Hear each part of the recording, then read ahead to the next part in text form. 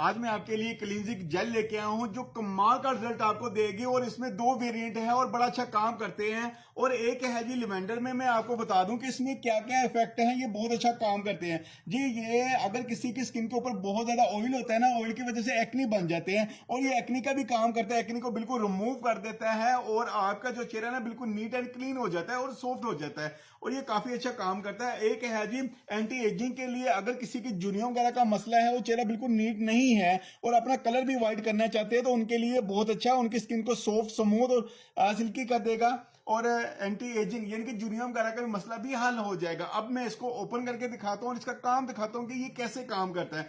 आपके एक्ने भी खत्म हो जाएंगे। जिनको एक्ने का मसला है वो तो ये वाली यूज करेंगे ना, और जिनको वो जुनियों वगैरह का मसला है तो उन्होंने ये वाली यूज करनी है।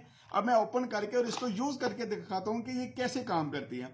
और माशाल्लाह इसकी से जो है ना काफी कमाल की है। बस आपने ये थोड़ा सा लगाना है